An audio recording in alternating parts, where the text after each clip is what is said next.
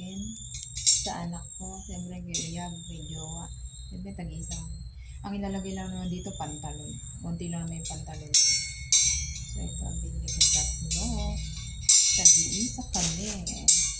May kanya-kanya kasi kami. So for example, kunwari short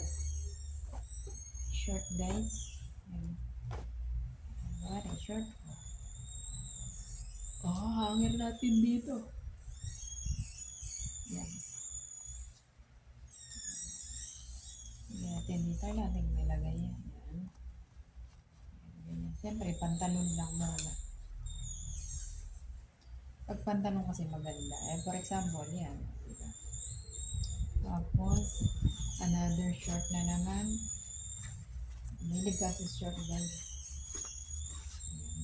Another short na naman. Kunwari, ito lang imagination yun. Kunwari, ito yung pantalon. So, another short na naman. Ayan. Ay, hindi yata na maganda. Ang paglagay pala. Pag ganun.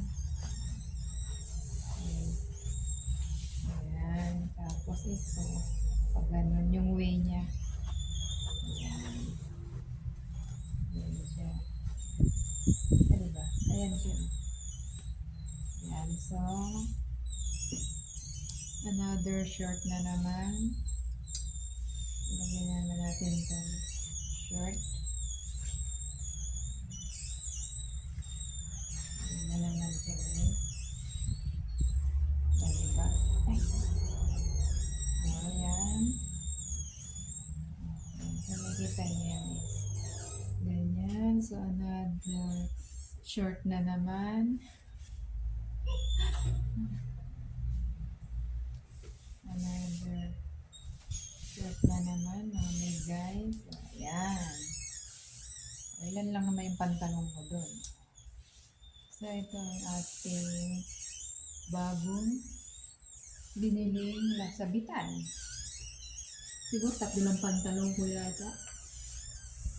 Ay, sabihin ko, mga short lang din naman sa kanya. Short may mga nandun. So, ito na yung ito na yung binili nating short organizer. May short pa pala ako dito. Ito pa short. Dito pa sa taas. Ayan. May pataas pala. Bali ilan nalagay ko. Bali, ayan. 1, 2, 3, 4, 5, 6. 6 ang ating nailagay sa ating hanger organizer. Ayan, pang Wechi Philippines. Ayan. Ito ang ating review for today, mga mega. Thank you for watching. Bye.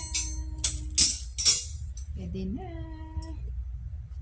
So, yan guys. Binili ko yung tatlong brown. Meron kasi doon silver.